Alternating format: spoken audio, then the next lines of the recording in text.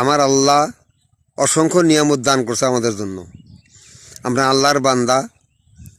এই বান্দাদের জন্য এই দুনিয়াতে অনেক অসংখ্য নিয়ামত আল্লাহ পাক দান করছে। যেমন আল্লাহ সূর্যের আলো দান করছে। সূর্যের আলোটা অনেক উপকার, অনেক ভিটামিন এই সূর্যের আলোর ভিতরে। সূর্যের আলো দান করছে আল্লাহরে আমরা কোনো টাকা পয়সা দিই না। হ্যাঁ, বিনা পয়সায় আমরা এই সূর্যের আলো ব্যবহার করতেছি।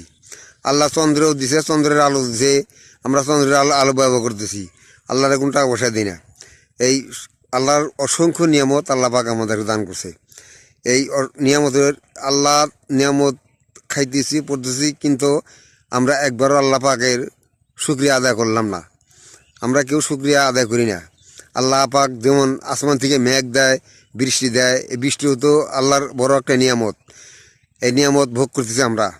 হ্যাঁ, এরকম অসংখ্য নিয়ামত আছে। আমরা আল্লাহ পাকের নিয়ামত ভোগ করতেছি, কিন্তু একবারও আল্লাহ পাকের শুকরিয়া আদায় করলাম না।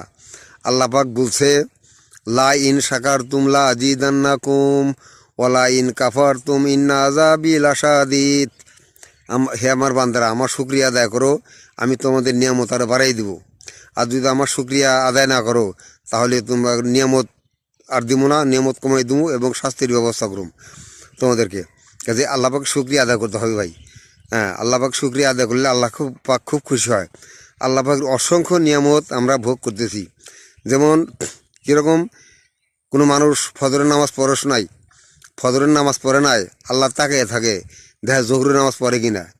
হ্যাঁ, ফেরেশতারা গুনাহ লিখবো, আল্লাহ বলে ফেরেশতারা গুনাহ আগে লিখিস না, জোহর পর্যন্ত অপেক্ষা কর, দেখ জোহরের নামাজ পড়ে কিনা।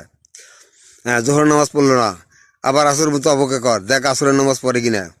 হ্যাঁ, আসরের নামাজ পড়লো না, আবার মাগরিব পর্যন্ত অপেক্ষা কর, দেখ মাগরিব নামাজ পড়ে কিনা। হ্যাঁ, মাগরিব নামাজ পড়লো না, দেখ এশা পর্যন্ত অপেক্ষা কর, এশা নামাজ পড়ে কিনা। এইভাবে আল্লাহ অপেক্ষা করে। আল্লাহ কিন্তু আগের বান্দার গুনাহ আগেই লেখে না। আল্লাহ অনেক দয়াবান, আল্লাহ অনেক মেহেরবান। আল্লাহ বান্দার জন্য বান্দারে সৃষ্টি করছে, বহুত মায়া করে, দয়া করে, মায়া করে বান্দারে সৃষ্টি করছে। বান্দার জন্য আল্লাহ অনেক দয়া করে, অনেক মহব্বত করে বান্দারে। কাজে আমরা তো আল্লাহরে চিনলাম না, আল্লাহরে অনেকে চিনে না। আল্লাহর শুকরিয়া আদায় করতে হবে। আল্লাহ যে সমস্ত বিধান দিছে, যে সমস্ত আদেশ দিছে, এগুলা মানতে হইবে। মানলে আখিরাতে এবং কবরে শান্তি পাওয়া যাবো। ভাই, আমার কথাগুলি যদি ভালো লাগে তাহলে একটু সাবস্ক্রাইব করে দিন।